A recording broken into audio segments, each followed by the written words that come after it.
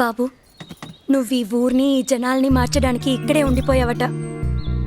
అవేమీ మాకు తెలియదు, కానీ నీ వల్ల మా ఇంట్లో ఒక ఆడపిల్ల ఏడుస్తుంది. ఇది నీకు కరెక్ట్ కాదయ్యా.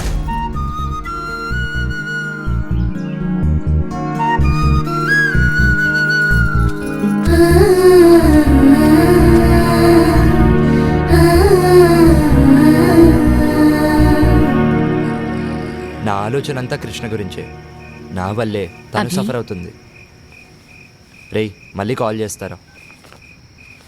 చెప్పమ్మా. నీకు చెప్పేంత దాన్ని కాదయ్యా, కానీ నీ వల్ల ఒక ఆడపిల్ల బాధపడుతోందంటేనే నేను తట్టుకోలేకపోతున్నాను. మంచో చెడో నాకు తెలీదు, కానీ నువ్వొచ్చాక ఊర్లో మార్పు వచ్చింది. కానీ ఇక్కడి మార్పు ఎవ్వరికీ అవసరం లేదు. మా బ్రతుకులేవో మమ్మల్ని ఇలా బ్రతికినివ్వు. దయచేసి ఈ ఊరి వదిలి వెళ్ళిపో. మా అరెరే మనసు ఏచిందా, మా పన్నదే పనికి రాదందా. అరెరే కలత నవ్విందా, న్యాయానికే గాయమైందా. ఒకరు చేరువైన క్షణము, ఒకరు దూరమైన క్షణము, మనసు భారమైన రణము. ఎవరిది పాపం? ఊరు మేలు కోరు త్యాగం, ఉసురు పోసుకున్న సంఘం, గెలుపు ఓటమైన సమరం. ఎవరిది శాపం? కాలమా నవ్వుల్లో కన్నీటి కల్లోలమే న్యాయమా? దైవమా నువ్వాడు చదరంగ గెలుపంత నీదే సుమా.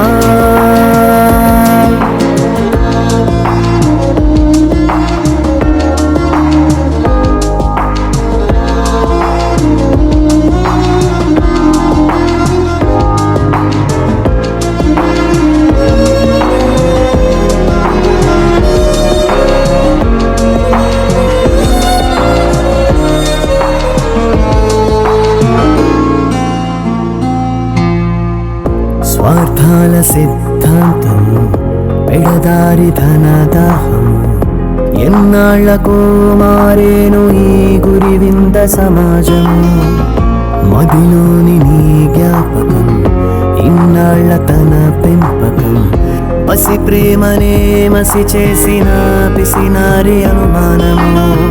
కన్న తండ్రి ప్రేమ కూడా చిన్న మాట ఇవ్వలేని, మన్ను నిన్ను ఏకమైన మారనట్టి పద్ధతుల్ని. ఎండమావిలో జలధారకై ఎన్నాళ్ళి ఎదురీత ఎదకోతలు. బతుకు ఒంటరైన సమయం, భయము కుంచి ఉన్న సమయం, సొంత నీడ కూడా తిడుతూ నిందలేసిందా. కన్న పేరు కూడా అభయం, కుదరనన్న వేడ హృదయం ఎంత గొంతు చించుకుందో ఇప్పుడే తెలిసిందా. కాలమా నీ పద్మ వ్యూహాన అభిమన్య గెలుపేయలా. దైవమా ఎన్నాళ్ళు దయ్యాల వేదాలు వింటావిగా.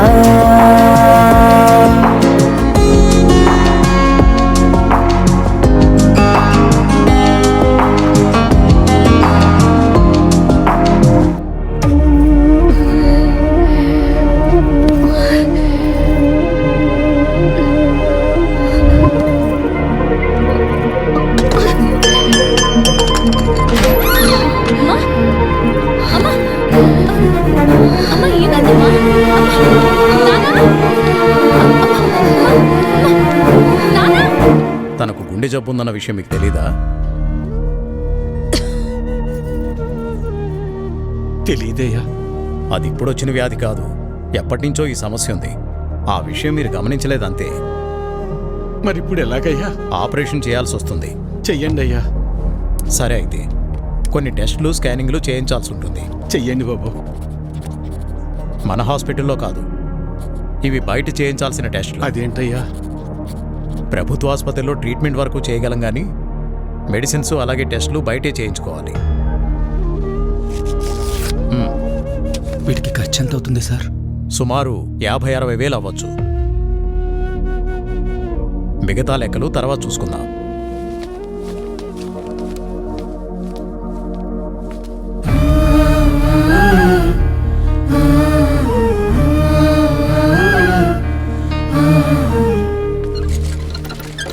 ఒరే పెద్దోడా, మేము ఎంత పని చేసిందిరా. ఎప్పుడు నొప్పి అని కూడా అనలేదు. అవునన్నా. సర్లే, ఎలక్షన్ డబ్బులు ఉన్నాయిగా, పర్లేదులే. అవెక్కడున్నాయి నాన్న? అంతకుముందు చేసిన అప్పులు మొత్తం తీర్చేశాంగా. మరి ఇప్పుడు ఎలా రా? ఇప్పుడు ఏం చేద్దాం? ఏం చేయాలి? నలుగురు దగ్గరికి వెళ్ళి ప్రయత్నం చేద్దాం. పద పద, తొందరగా నడు.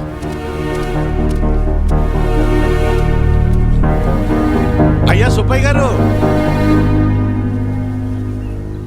అయ్యా నా భార్యకి బాలేదు, కొంచెం డబ్బు సాయం చేయండి అయ్యా. ఎట్టా? రామయ్య గారి ఇంటికి వెళ్దాం. అన్నా ఆగనన్నా, అమ్మకి ఆరోగ్యం బాగాలేదు, అర్జెంటుగా డబ్బు కావాలన్నా. అయ్యో, నిన్ననే పాప స్కూల్ ఫీజు కట్టాను రా. లేవు, ఉంటే ఇచ్చేవాడిని. అయ్యా, మా ఆవిడకి ఒంట్లో బాగాలేదు, ఆసుపత్రిలో చేర్చాం, కాస్త డబ్బులు సాయం చేయండి అయ్యా. ఊరెళ్ళాడు. వెళ్ళాడా? రే రవి, అర్జెంటుగా డబ్బు కావాలరా. అమ్మకి బాగాలేదు, హాస్పిటల్లో ఉంది. డాక్టర్ గారు డబ్బులు తీసుకురమ్మన్నారు. ఏదో ఒకటి చేయరా. లేవన్నా. నువ్వే అలా అంటే ఎలారా? అర్థం చేసి. లేవన్నా. బాబాయ్ అమ్మని హాస్పిటల్లో జాయిన్ చేశాం బాబాయ్. అర్జెంటుగా డబ్బు కావాలి, ఆపరేషన్ చేయాలంటున్నారు. డబ్బులు ఏమి లేవు, వెళ్ళిపో. అసలు ఏమి లేవు, దయచేసి వెళ్ళిపోవా.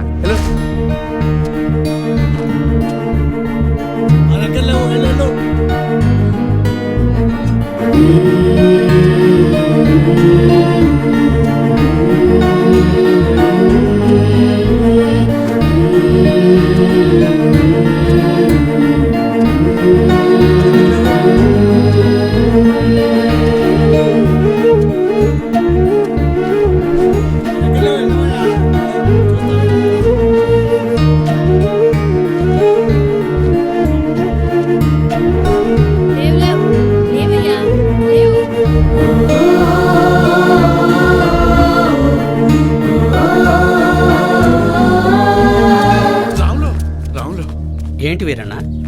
రే, ఏమైనా కసిన డబ్బులుంటే సర్దరా. నా తల తాకట్టు పెట్టైనా నీ బాకీ తీరుస్తాను. వీరన్నా, నీకు అప్పిచ్చేంత స్తోమత నాకు లేదు. అట్లా అనబాకరా. ఏం చేయాలో నాకు అర్థం కావటం లేదు. అందుకే నేను నీకు చెప్పేది, ప్రభుత్వాలు ఇస్తున్నాయి కదా అని ఊరికే ఉండకూడదు. ఉచితంగా వచ్చేది తీసుకో, అది నీ హక్కు. వద్దని నేను అనడం లేదు, కానీ దాని మీదే ఆధారపడకుండా పనిచేసి సంపాదించుకుంటే నీకు ఈరోజు ఈ దుస్థితి వచ్చేది కాదు కదా. మొన్ననే ఎన్నికలు జరిగాయి, మళ్ళీ ఎన్నికలు వచ్చేదాకా నీ చేతిలో 4 డబ్బులు ఉండవు. అలాంటిది నిన్ను నమ్మి ఈ ఊళ్ళో ఎవరు డబ్బులు ఇస్తారు చెప్పు?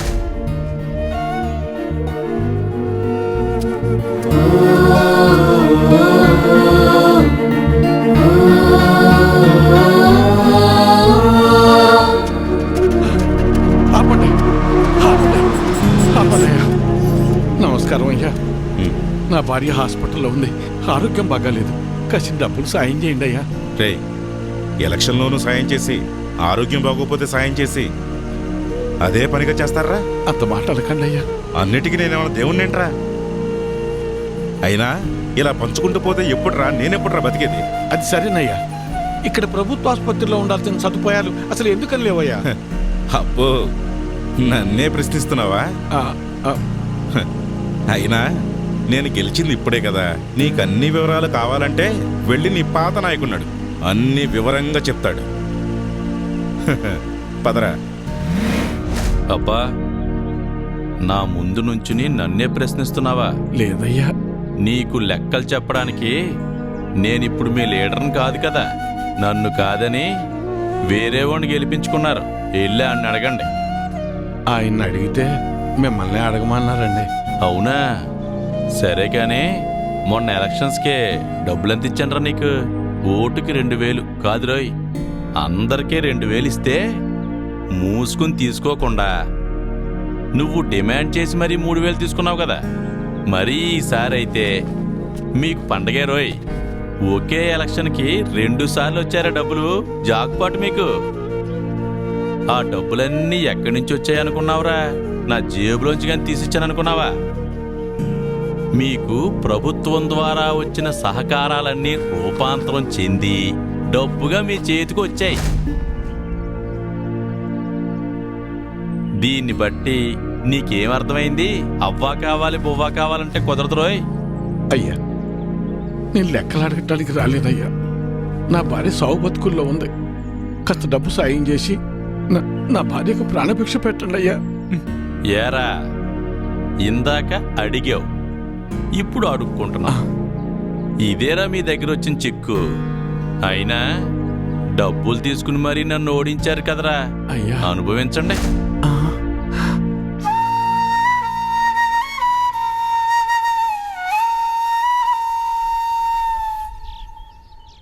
ఇప్పుడు ఎలా నాన్న? కాసిన మంచి నీళ్ళు ఎవరా?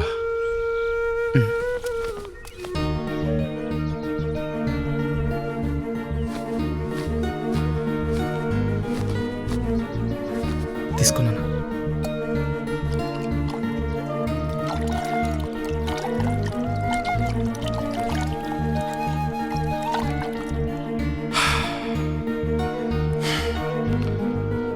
అమ్మా,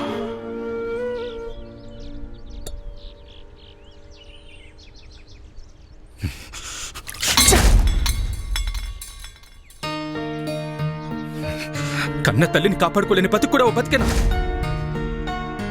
ఛీ!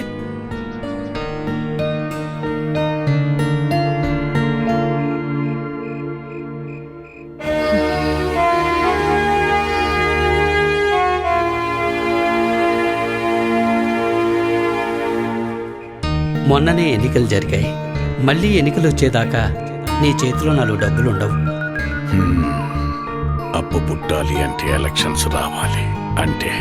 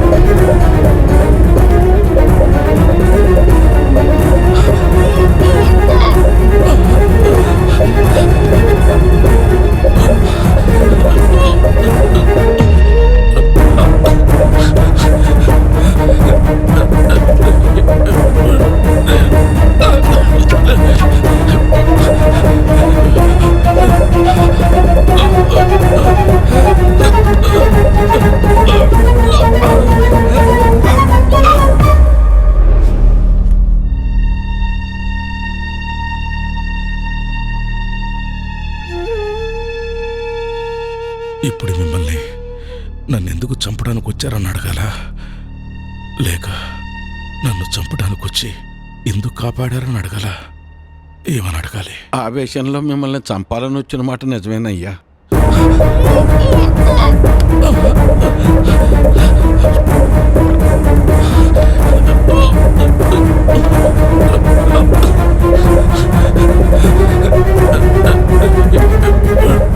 కానీ మేము వచ్చి చూసేసరికి చావు బతుకుల్లో ఉన్న మిమ్మల్ని అలా వదిలేయాలా లేదా కాపాడాలన్న సందిగ్ధంలో కాసేపు ఉండిపోయామయ్యా. మేము మీలాగా ఆలోచించం కదయ్యా.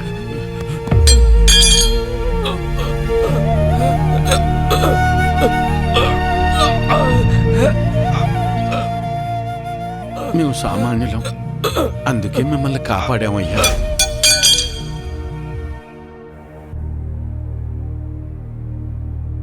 అసలు నన్ను ఎందుకు చంపడానికి వచ్చారు? మీరు చచ్చిపోతే మళ్ళీ ఎలక్షన్లు వస్తాయి కదయ్యా. ఎలక్షన్లు వస్తే మళ్ళీ డబ్బులు పంచుతారు కదా, ఆ డబ్బులతో నా భార్యను కాపాడుకోవచ్చని.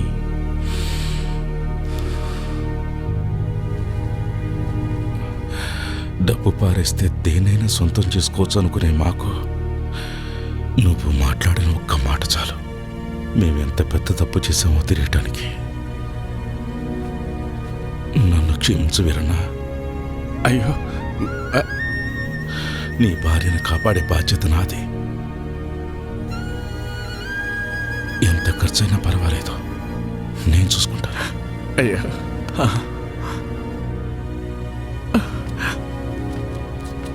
వీరన్న, అయ్యా నీ కూతురు ఏ తప్పు చేయలేదు. ఆ లెటర్ మేమే రాయించాం.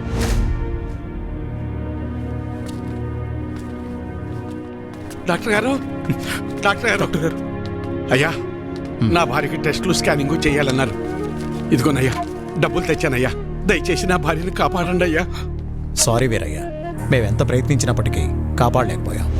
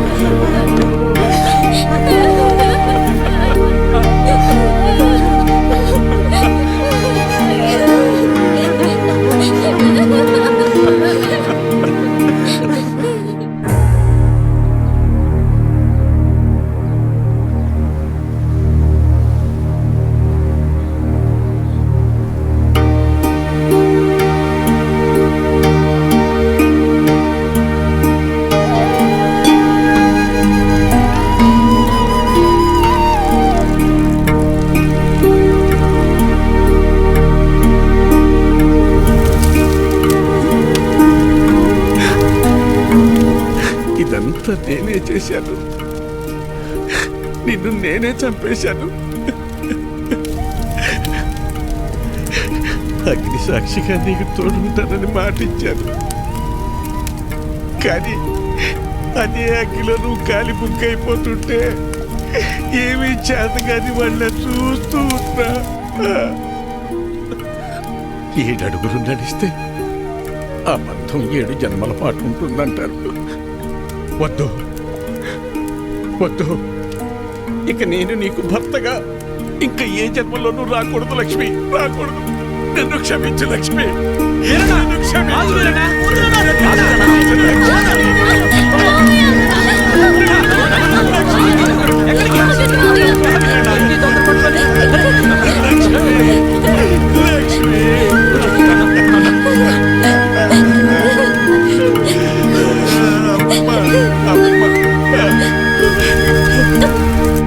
ఏంటి వీరన్న ఇది? నీకేమైనా పిచ్చి పట్టిందా? ఒక భర్తగా, ఒక తండ్రిగా, కనీసం ఒక మనిషిగా కూడా ఏనాడు నేను నా బాధ్యతల్ని నెరవేర్చలేదు.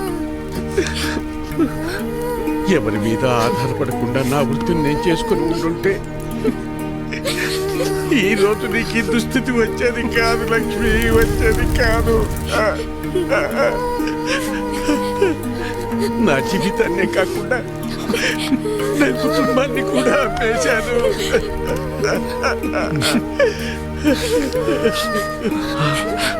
ఎవరు వేసే పిచ్చ మీద ఆధారపడి బతికేలా చేశాను. చివరకు నా భార్య ప్రాణం కోసం కూడా చేతులు చాచి అడుక్కునేంతగా దిగజారిపోయాను.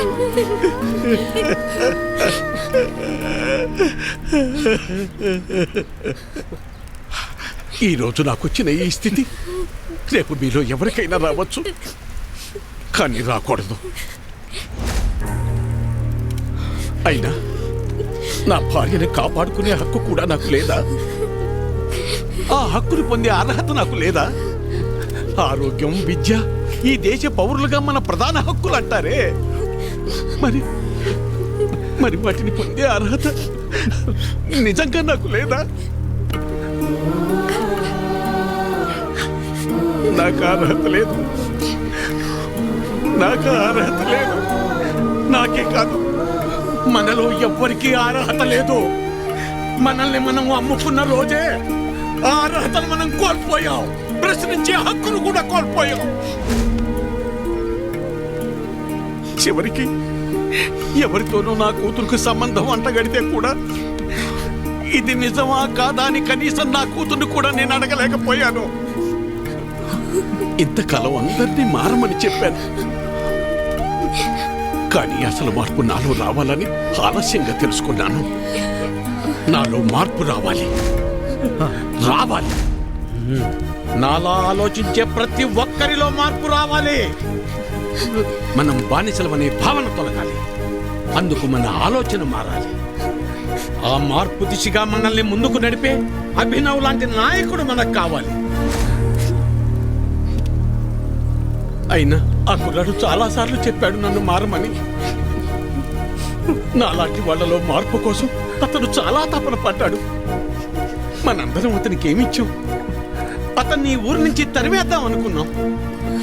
మనం ఇకనైనా మేల్కొందాం.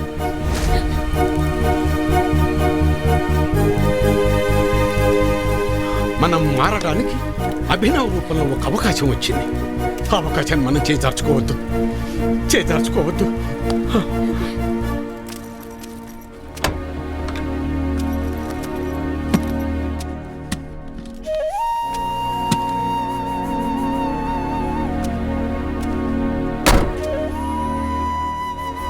వెళ్ళొస్తానమ్మా. అభినవ్, నా భార్యను కోల్పోతే కానీ నేను చేసిన తప్పేంటో నాకు తెలియలేదు. నువ్వు అడిగినట్టే నేను మారాను. నేనే కాదు, మేమందరం ఆ మార్పు వైపు నడవాలని కోరుకుంటున్నాం.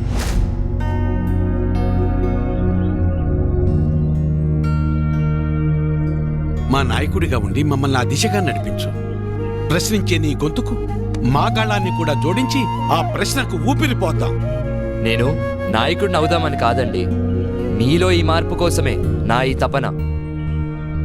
విద్య, వైద్యం, వాక్ స్వాతంత్రం ఎలాగైతే మన ప్రాథమిక హక్కులో, మన సమస్యల కోసం పోరాడటం, వాటిని ప్రశ్నించడం కూడా మన ప్రాథమిక హక్కే. కానీ ఎప్పుడైతే మనం మన ఓటు నమ్ముకుంటున్నామో మనం ఆ హక్కుని కోల్పోతున్నాం. అందరూ అనుకునేలా ఓట్ అనేది ఒక హక్కు కాదండి, అది మన బాధ్యత.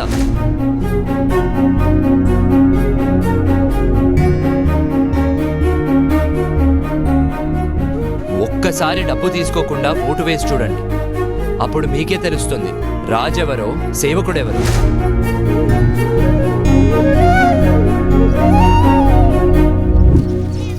అమ్మా తల్లి, రేపు వచ్చే ఎలక్షన్లో మీ ఓటు నాకేసి తప్పకుండా నన్ను గెలిపించాలి.